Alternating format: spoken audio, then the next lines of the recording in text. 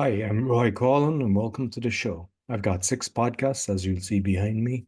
The Speaking Podcast, where I'm talking to speakers, coaches, authors, and even marketers. I've got the Meditation Podcast, where I'm talking about meditation, breath work, yoga, chakras. I've got a load of meditations from 1 minute to 2 hours. I've got the Learn Polish podcast, and the episodes are about 5 to 10 minutes, and we deal with everyday topics like going to the dentist and things like that. The Awakening podcast is where I'm exposing fraud and corruption, but with solutions. And I've had guests like Mickey Willis, Dr. Peter McCullough, David Icke, and Thomas Rentz. The Crypto podcast is where I'm exposing fraud and corruption in the crypto blockchain technology. So about cryptos and NFTs, but also on the good things and how to invest safely. And finally, the Podfather, which you see there on my t-shirt, thepodfather.me, is where I'm helping podcasters either to start a podcast or existing podcasters how to grow their audience. And most of the episodes are short, but they're good tips that will help you improve your show. I also have a store on all of my podcasts, so you can go in. There's some of my products and also some of the affiliates that I do, and that helps me with the show. You'll find everything on bio.link/podcaster. And I'm also helping people start a podcast as well as doing a podcast tour. So you'll find everything on the link there. I'd like to thank my sponsor, DanielPacker.com. He's helping people with fear, doubt, and anxiety. He's got a 90% success rate, and you only pay if he helps you. So be sure to check him out, DanielPacker.com. I hope you enjoyed this week's episode. Be sure to comment on the social media and let us know what you think. You don't always have to agree, but as long as it's not abusive, the comment will stay up. Welcome to the Speaking, Awakening, and Meditation podcast. My guest is an innovator, certified coach, trainer, and generalist. With his life's experience and thirst for knowledge, he has created BrainGym.fitness. But not only that, he's a good friend of mine and a partner. Please welcome Arnold Beekes. Did I do? Yeah. Yeah, it's not easy Dutch for a lot of people, but it's really good. Thank you very much. Yeah, no problem, no problem. And I mean, you're from Holland, obviously, but you're currently residing in Romania. So, Correct. we're going to talk about aspirin addiction or architect all of a choice. But there's a lot of things. But I want people to kind of know, first of all, who's Arnold? That's what I would like to know as well. Huh? um, but essentially, well,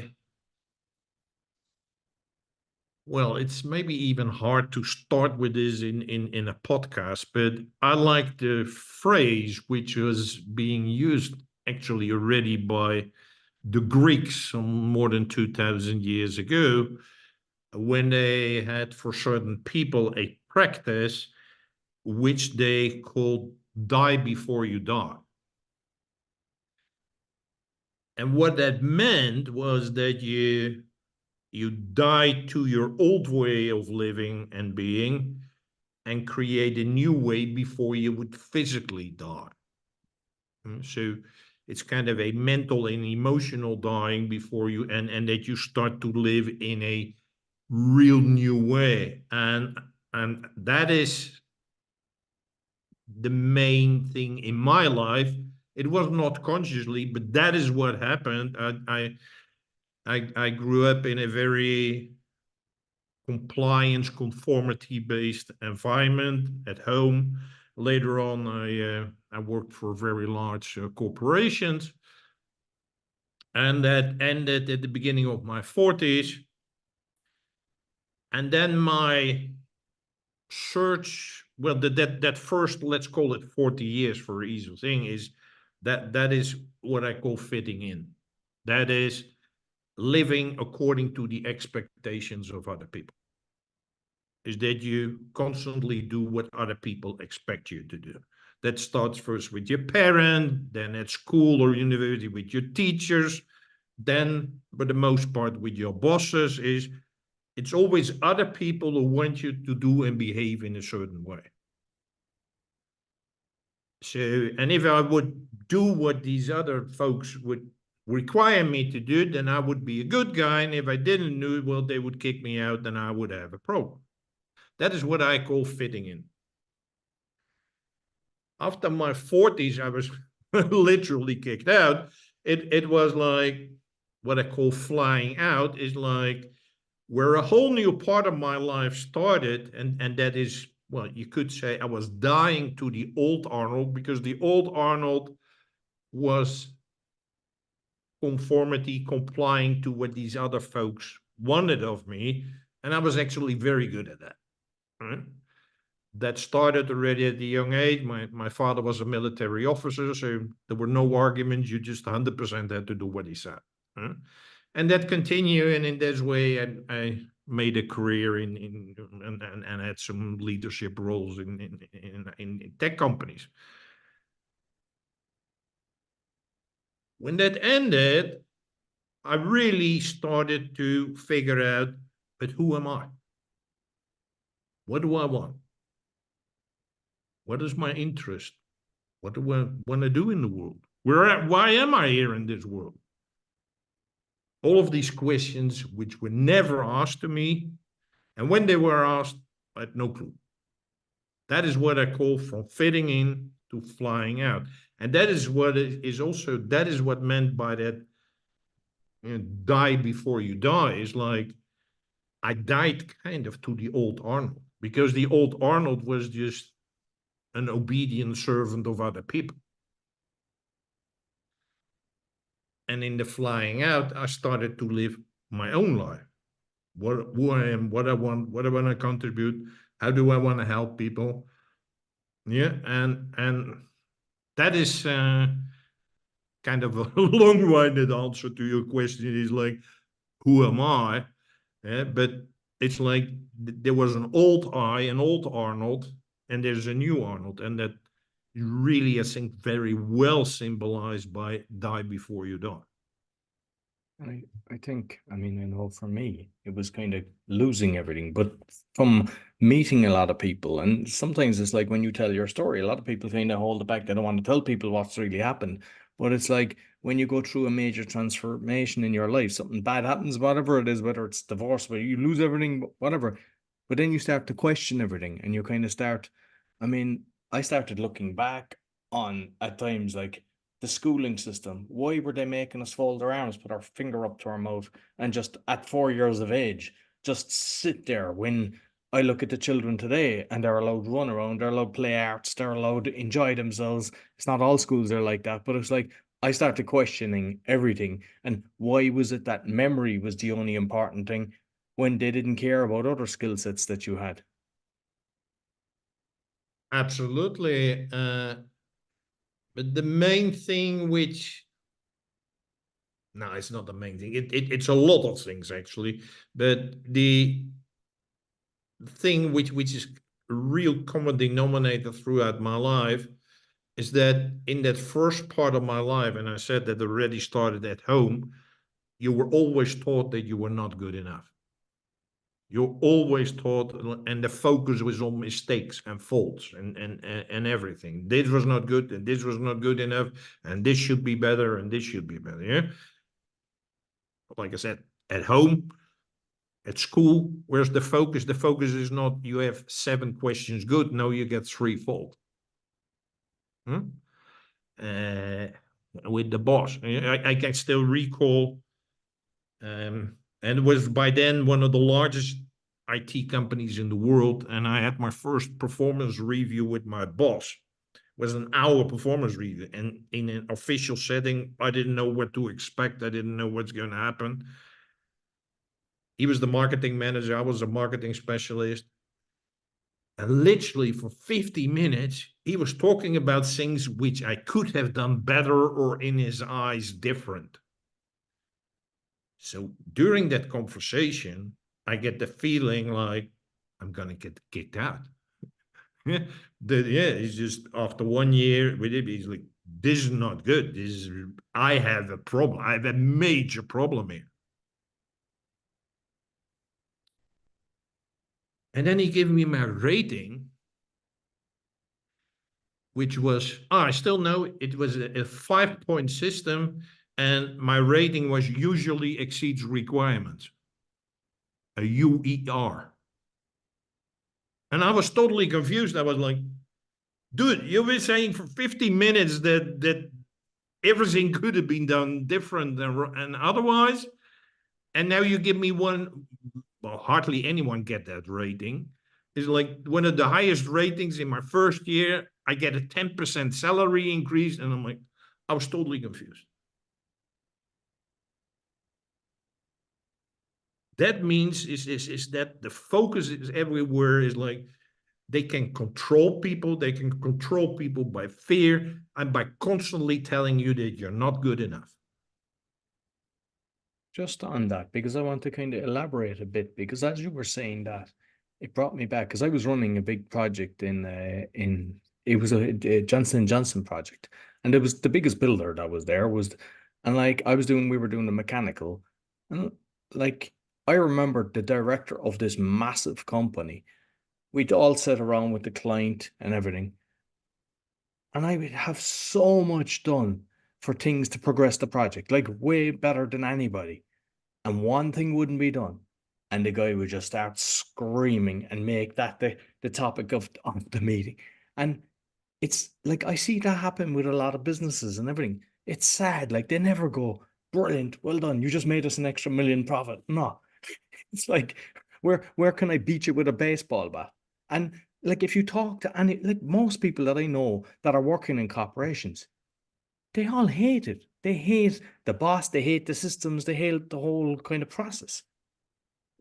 Yeah, but that is why when I started to see that telling people their mistakes, their faults, even if they were tiny, and blow them up, yeah, and telling them constantly they're not, that was essentially what it was. That it is a tool to control you, and that it's got nothing to do with you, Roy, as a person or as an employee. It is basically how everyone is trained. Also, those managers and those people is like, hey, you want to control people? Tell them what's wrong, because then people are shrink and they're like, ooh, I get kicked out, I lose my job, yeah, I can't pay my mortgage. It's like, yeah, so that is the tool to control you. But I took it like many, I took it personally, like, oh, there's something wrong with Arnold. Arnold didn't perform right. I'm not good enough. Well, basically, it's got nothing to do with it.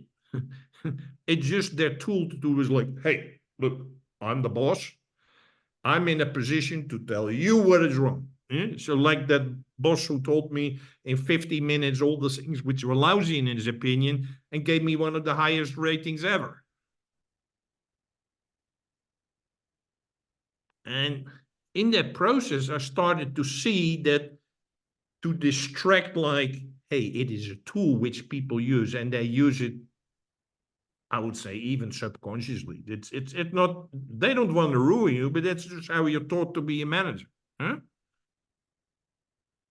And most people don't think about it. It's like, no, I have a review, I got a performance, I got to tell them what's wrong. Oh yeah, and at the end you got to tell them what's good. Mm-hmm. They even call it a sandwich technique. Yeah, give them the bad news and then up front, and at the end a little bit positive. Huh? But the whole goal is that they stay in control, because they're not going to say, "Hey, by the way, I think you're more clever than I am, and that you can grow past me, and that you can do much more for our company." No, that's not what they're going to say. So my kind of awakening, which you started with questioning, and for me it was like a huge shift where I took things personally, and like, no, it's just a control tool. It's got nothing to do with me.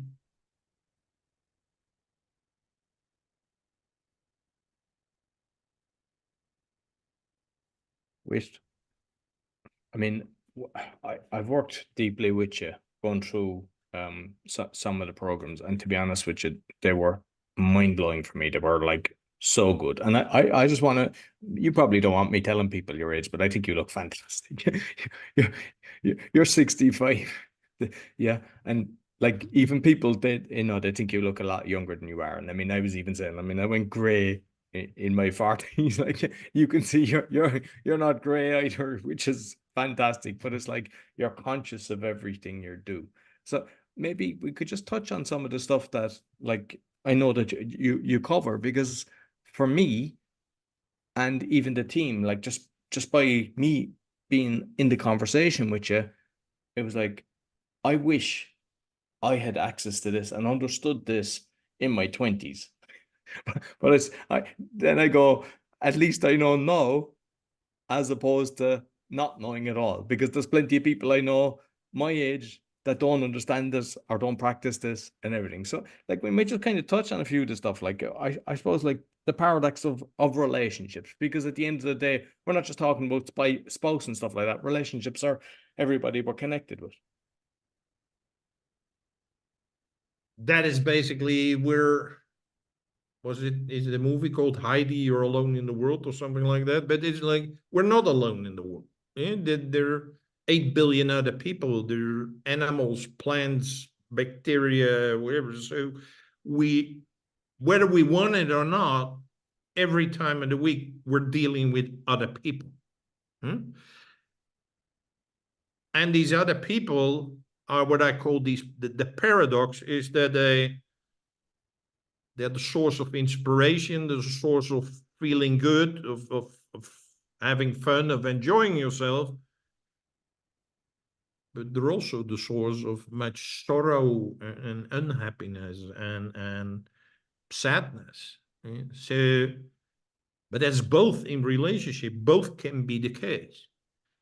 The main understanding is I can tie it back into the fitting in, is that most people behave outwardly different than what is happening inward.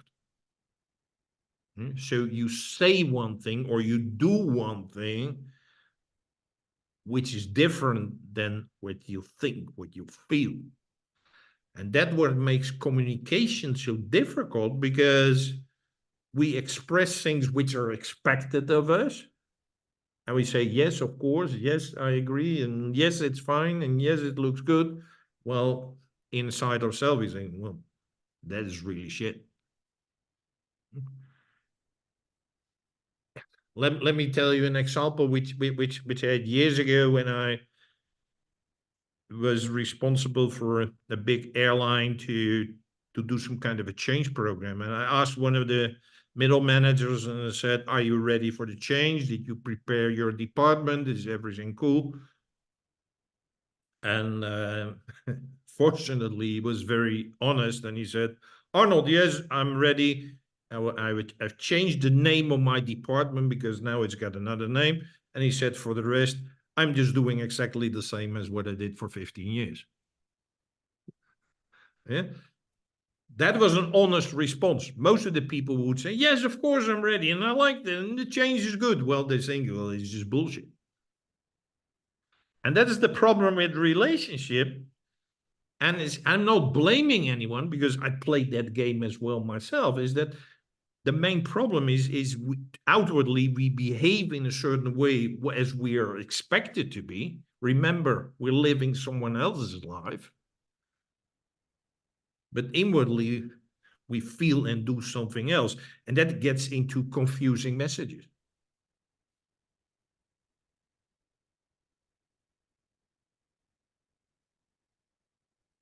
Choosing healthy habits. I mean, that's something that I've kind of, I think it's a continuous learning process for that one, because even prior to recalling it, talking, I was saying that I always took the Kerrygold butter because I thought grass fed better.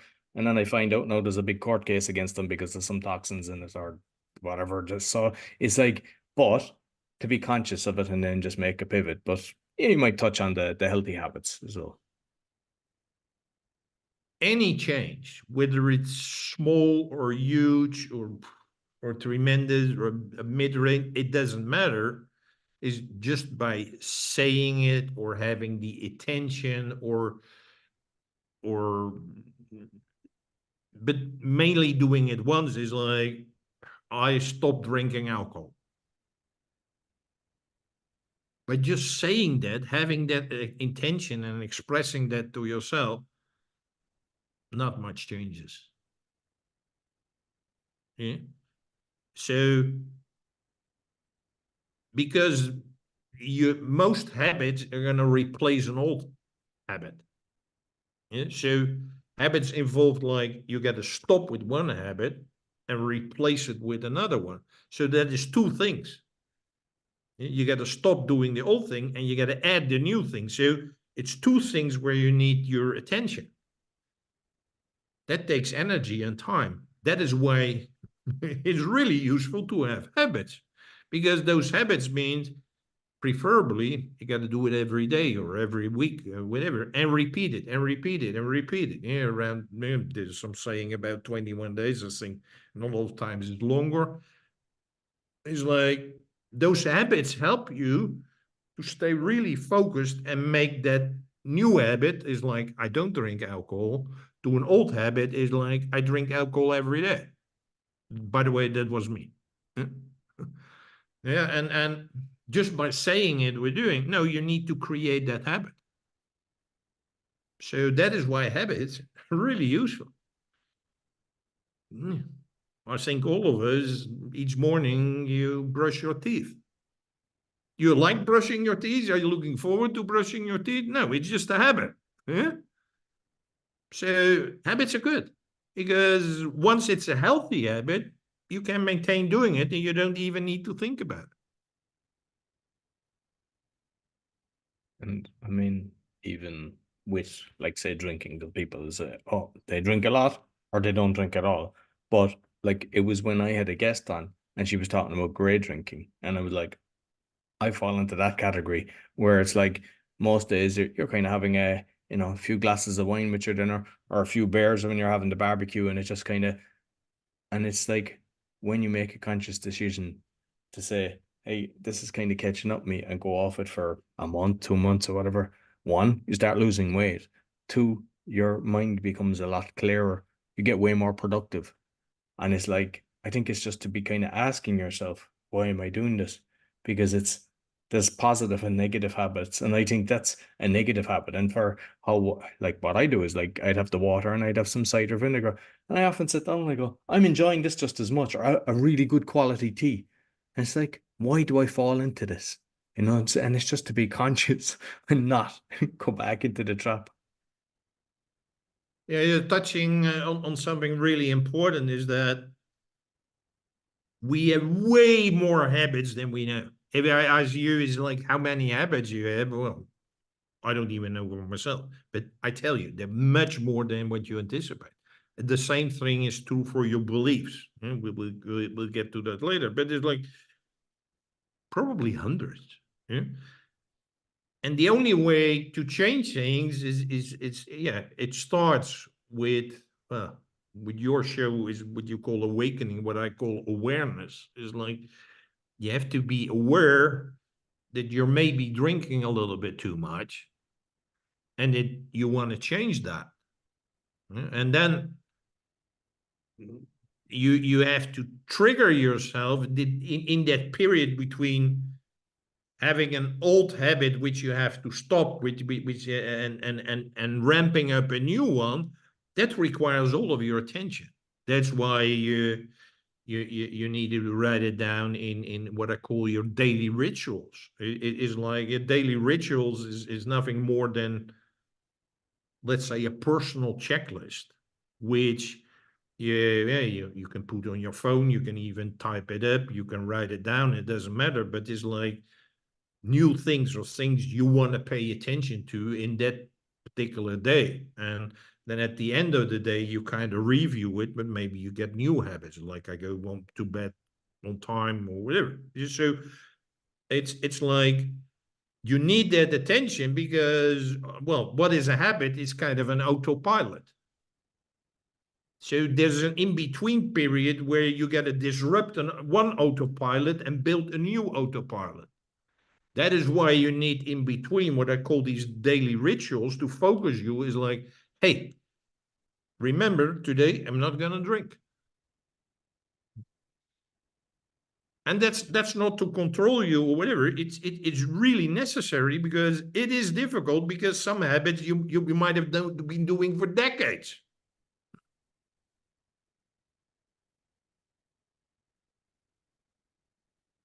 So, other one is daring to be unique. I mean, I think we're both unique, and not complaint that you fit into the kind of. I suppose you go into the machine and you just chug along in life, and then you just go into the grave. Like, and I think you have to make an effort as well to be unique and just be conscious of it that you are. I think it's a foundational pillar to the work what I'm doing, is that by fitting in, by living the life of someone else, you're forced to behave and be and do the same as other people. So the focus is on sameness.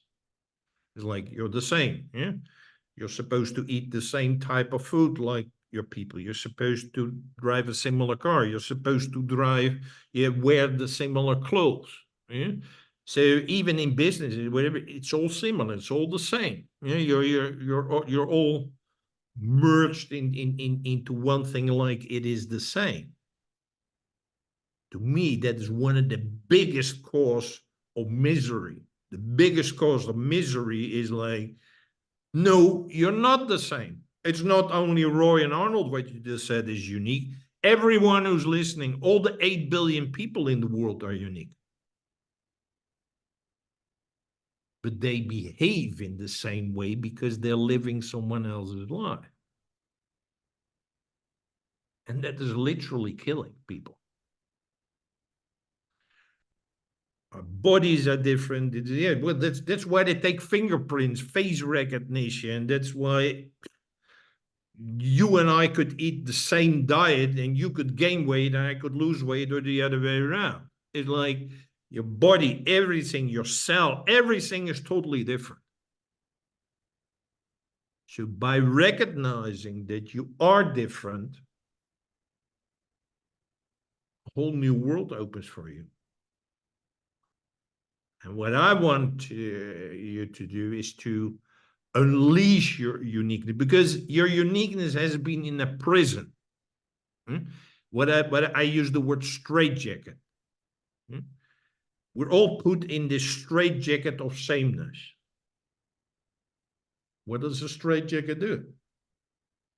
It limits you. You cannot move, you cannot run, maybe you can hardly breathe, you cannot eat, or whatever. To unleash your uniqueness is to remove the straitjacket. Remove the straitjacket of sameness is like, no, I Arnold, I Roy, I Pete, I Trudy, is like, I'm different. And what is my uniqueness? And how can I use my uniqueness? Your uniqueness, everybody's uniqueness, that is what we need in the world. Because we've been following and doing all the same things, and look where we end. Our society is a mess. Our environment is a mess. Tell me anything which is not a mess. That's because we're trying to do the same. In business, they call it business practices. That's why it's not working. Because even businesses are different. We should be using our uniqueness. But first, recognize that we're unique. And I mean, just based on what you said there, the thing is, because of what's going on in the world, and everyone is kind of seeing it now and it's regurgitating, and we don't, the way the media is kind of manipulated and everything, when you actually have people that are working to their kind of full potential and uniqueness and coming together, that's how you make massive change. Yes, that is what I call united uniqueness. Uniqueness doesn't mean egoistic. It doesn't mean it's my way or the highway. No, it's like, I call it, where the situation in which we're now in our society, I call it a convergence of changes. There are a lot of changes on many different areas, socially, environmentally, politically, health-wise. You can name anything. But these are not in a silo. They interact with each other and they have an impact. So I call it the convergence of changes. We never been throughout history in such a situation as we are now. So the only way to come to solutions to address this is we need unique perspectives. And we need each and everyone's talents and skills, unique talents and skills, to help come to a solution. And it's not a solution. It's like, okay, let's do what we did 3 years ago there, or what happened 5 years ago there, or yesterday there. No, it's going to have to be something totally different. The only way to address that, I call it united uniqueness. Use everyone's uniqueness to come up with something which works for everyone. So I think most people have heard the saying, curiosity killed the cat. But learning requires curiosity, and I know you touch on that as well. Yes, that is, when you say curiosity killed the cat, it's a saying which I think is in most cultures, is that they don't like children to be curious. Because when a child asks, is like, why is the sky blue? And the parents don't have an answer, it's like, you feel a bit embarrassed. So it's like, oh, you're curious, that's not good. Huh? But the same is in business. It's like, yeah, we're going to change this and do this and blah, blah. Why is that? Just do as I say. Huh? So everywhere, curiosity is discouraged. Yeah. And I think the basis of learning, but the basis also to enjoy your life, to have fun, to explore, to grow, to learn, is new things. The most boring life is if you do, let's say you're grown up and for 60 years, you every day eat the same, you meet the same people, you watch the same TV programs, is it like, yeah, that is boring. In the end, I think it's even killing people. Yeah? So what makes your life spicy and interesting and cool and fun and inspiring is curiosity. Why do people like to read about, throughout history, explorers, whether it was Columbus or Magellan or up to like people are exploring who built the pyramids in Egypt? Everybody find that interesting. So I think it's a natural thing. That's one of the main things I think in which we humans are different from animals and other species. It is like we're curious. We like to learn. We like to grow. So there's nothing more motivating and inspiring to be curious. So I don't think curiosity kills the cat. I think curiosity saves the cat. Like anytime I hear somebody saying I'm bored, I go, I wish you could outsource your time because I wish I had more time in the day to get done what I do. Because even you mentioned, like the pyramids. It's like there's pyramids in Antarctica. It's like I want to know way more about that. I want to know why we're not allowed go there. Why, all the countries have a treaty that you can't even explore it. No, and the Tartarian Empire. I know we've had conversation. I like all that stuff is fascinating to me, and just reading and just kind of knowledge, continuous learning. And it's like, but as you mentioned, people chug through life, and the downside of that is like just based on everything that you've said so far. Because I remember when I was working in Ireland, there was a few people that they were like working all their life, then they'd retire, and there was like that was their plan to kind of then live their life. But because that was their life, within 3 months they were dead. And I think everybody knows somebody like that, that they kind of knew that this person worked hard all their life.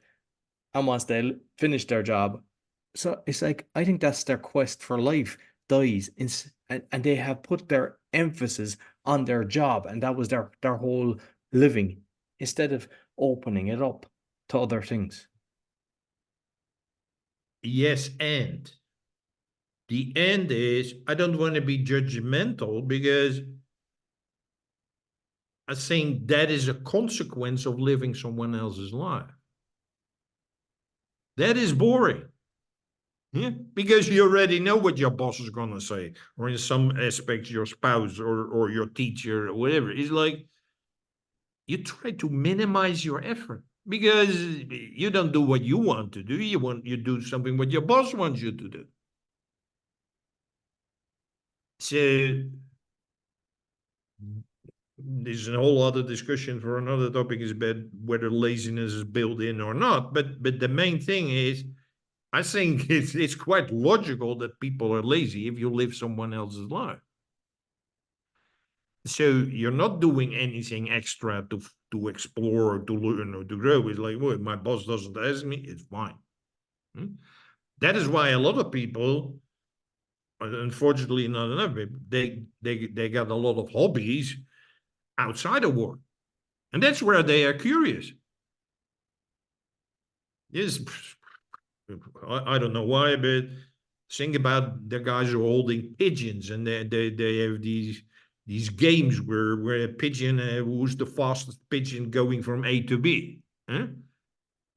Yeah, it is a sport in itself. By the way, there's a lot of money involved. And so these folks would like to learn everything. Is like, how can I make my pigeon faster and train them faster or whatever. Whereas at their work, they're like, I'm not interested in learning anything. That changes once they set up a business for special nutrition for pigeons. I tell you, the whole laziness, the whole not being curious is totally gone. One thing that used to frustrate me when I was working is when you'd ask somebody something and they'd say, I only get paid from the neck down. And it's like, it's such a sad statement to say that about yourself. Like, Yeah, but that is sad for all of us. Yeah. And it's sad for society, it's sad for relationships, it's sad for that. But that is what we're trying to do by making people the same, by people fitting in and say, hey, yeah, do exactly as I tell you to do. That discourages all the things which are fun and interesting in life. so emotions, Arnold, expressing emotions, how important is that? Again, it's looks like a comedy denominator in the things what we're discussing, because what we're discussing is actually we do one thing, but we rather should be doing the opposite. Huh? And with emotions, it's even more flagrant. Is that we we are taught, and it's, well, even more men than women, is like you're not supposed to show emotions. Men don't cry. You're supposed not to be angry. You're supposed to be, yeah. So from a very young age, yeah, even if you fall and you hurt your knee, you're not supposed to cry. Oh, I got my knee. Shut up. Yeah. Yeah. So it's like, so what we do is like, it's really like a ball into the water. Is we suppress our emotions, and well, I've been doing that, well, maybe even for more than 50 years, I tell you. It's like it becomes a habit. We talked about habits. It is a habit. It's like we're suppressing our emotions. We're not listening to them. But what is happening? Sooner or later, that ball which you press in the pool and you pass it on the water, at some point in time, it becomes too heavy and you cannot hold it anymore and it explodes. Huh?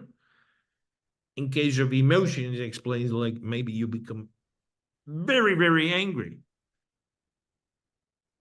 I think a big cause is maybe cancer.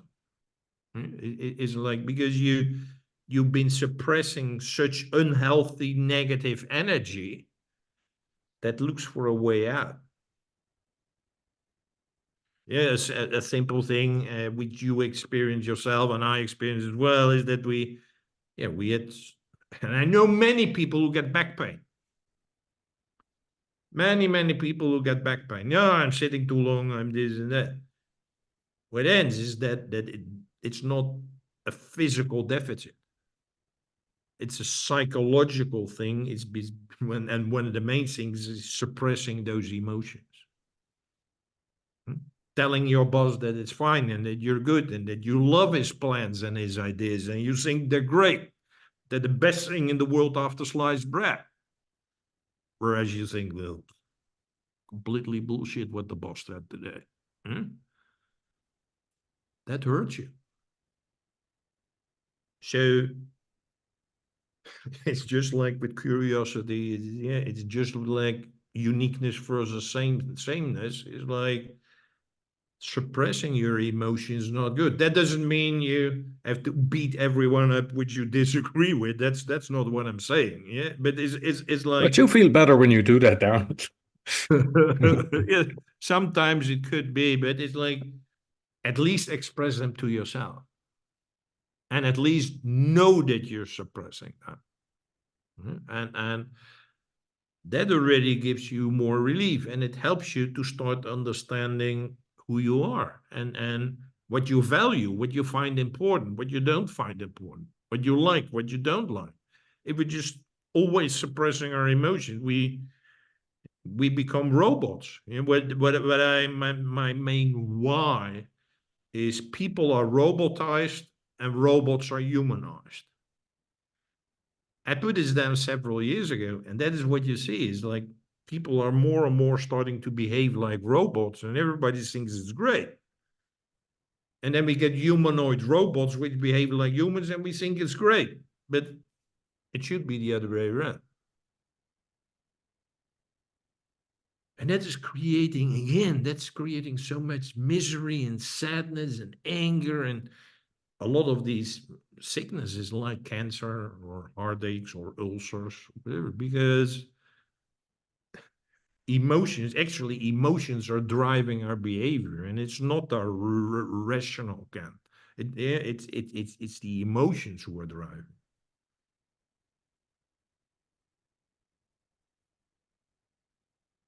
Finally, Arnold, we started and I mentioned aspirin, addict, or architect. And I mean, everything that we've discussed is kind of like it's your choice. That's a beautiful title, to be honest, by the way. That you're using this like it's like you listen to it and you go, ooh, I get it. It's like it's thought provoking. Well, that is the intent, because I would like to help people get out of that misery, get out of that state where they're not seen, not heard, not feeling good enough. They're tired, they're exhausted, they feel distracted, they're anxious, depressed, or worse. This is the largest epidemic in the world. And one of the main causes is that you don't live your own life. You're living the life of someone else. It's like you buy a dog or a puppy and you train the dog to be a cat. Or you buy a German Shepherd and you train him to be a tackle. If I would say that, you know, Arnold, that's crazy. Who would do that? This is what we do with all the people in our educational system, in a lot of the churches, in religions and spiritual organizations, in workplaces. This is what we do all the time. So I think it's not strange that people are in such a condition. So what I would like to contribute is like, you can get out of that situation. It's not easy, it's not a quick fix, it's not an instant gratification, but if you make that shift from living someone else's life to start living someone your own life, then your life becomes so much more meaningful. You become flourishing, more interesting. You meet nice people. You really, and well, you have the feeling like there are not enough hours in a day what you want to do, and that is your choice. That is why a lot of people, they use all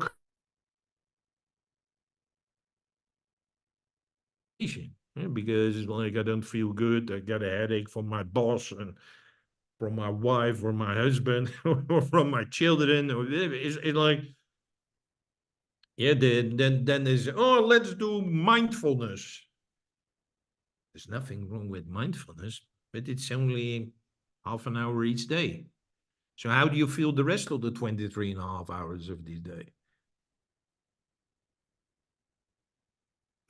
You get a lot of these exercise, sports. I'm doing that as well. It's really, really important. But if the rest of the day, again, you're only obeying what someone else wants you to do, and you're playing a cat while you're a dog, or you're playing to be employee ABC while you are Roy, that creates the friction and that creates the problems. Yeah, so yeah, you got now obviously a lot of technical. You got technical aspirin there. You put some device on your head. It's like, oh, put it on your head for 20 minutes, and now you're calm. Yeah, but what about the rest of the day? So the aspirin thing is not really helping you. The addiction is also what we see exploding all over the world. And it's not only the traditional exploding like alcohol or drugs. Yeah, I mean, like heroin or cocaine or these things. There's now addiction to medicine, like painkillers or even that stuff, what they call them, Ozempic or whatever, which makes you lose weight or whatever. Yeah, so, but there's also addiction to gaming, to shopping, to social media, to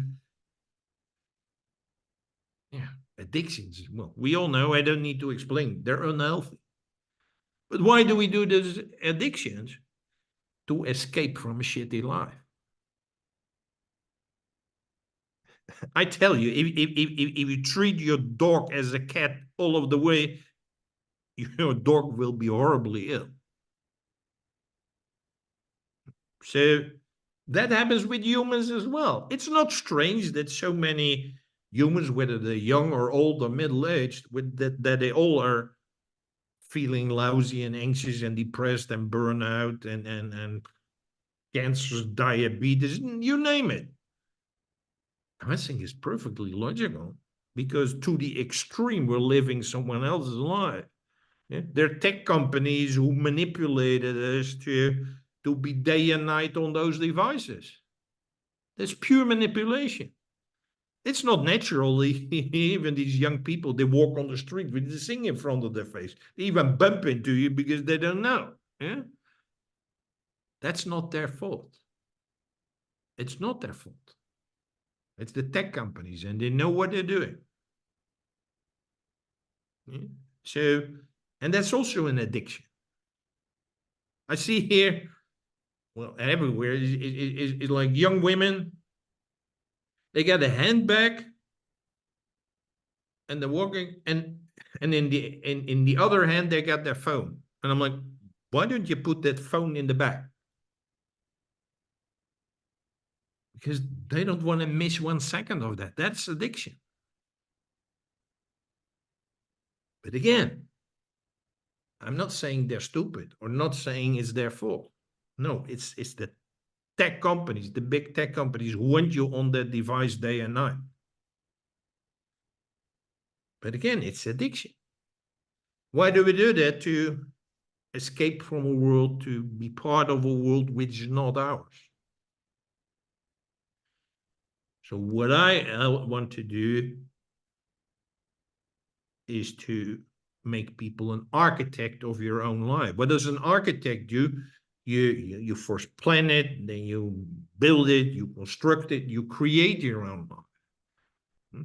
I had to do that as well. You had to do that as well. It's like, when I was in the beginning of my 40s, like asking questions, but Arnold, who are you? What do you want? What do you want to contribute? What do you love to do? I seriously had no clue. I had no clue because nobody ever in my life had asked me that question. Nobody. It was a coach when I was being who asked me, he's like, yeah, Arnold, you're very good in telling what you don't want. I don't want this anymore. I don't want this anymore. I was just rambling on, like that. By the way, I've been asking this question to hundreds of clients, and they have the same thing. Like, yeah, I don't want to. They all want this. Everybody knows. If I ask anyone, what do you not like? What do you not want anymore? Okay, thank you for sharing. But what do you want? I'm opening my mouth for the guys who are not watching us. And we can hear the crickets in the background. But it's like, I had no clue. Isn't that sad? That we live in a society where if someone else, but Arnold, who are you? What do you want? Roy, what do you want? Roy, what are your unique qualities?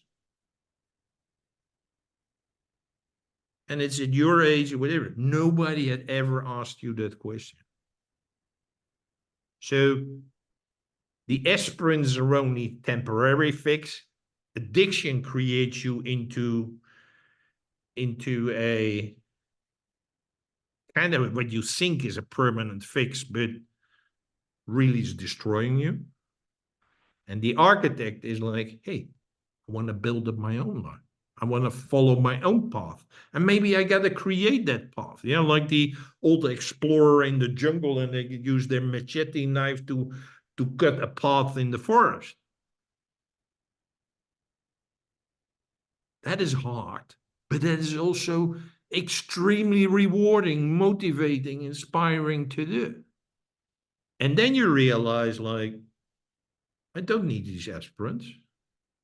I don't need these addictions because I feel great. So why should I need those? I don't want to be distracted from what I'm doing.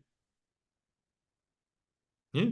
If you ask a person from fitting in, and they always, and typical with employees, like, what are you going to do for the weekend? Well, the weekend is the only time where they live their own life and not the life of their boss. So for them, the evening, but the evening is mostly very busy, is like the weekend is their time. It's now Monday. I bet how many people have asked you already, what are you going to do the weekend?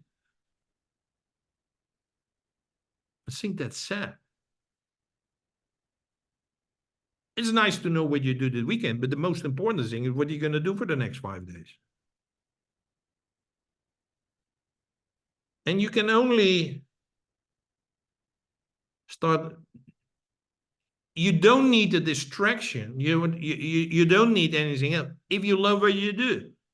I've been working a large part Saturday and Sunday. And I don't need any alcohol or drugs or whatever to distract me because I love what I'm doing. And people or employees like, oh, what you do? Well, I worked. I actually created the slogan and the stuff or whatever. And they're like, they think I'm crazy. No, you are crazy.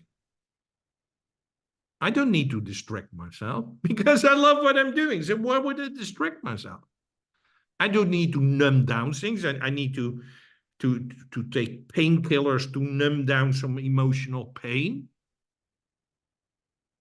because I'm doing what I love. I'm helping other people. I'm sharing things with you on the podcast. So hopefully some people are like, that is interesting what that guy is saying. Let's dive into that. Yeah, so that's why I say aspirin, addict, or architect, all a choice. It's your choice. Beautiful. And I know we've just touched on the kind of 6 subjects there, barely just scratching the surface. So people can go in and get a lot more details on that on the the website. But then there's also like a kind of group coaching. You might explain exactly what you cover when they go deep into this. Yeah, so in addition to call them brain fitness triggers, those are the videos which we superficially addressed.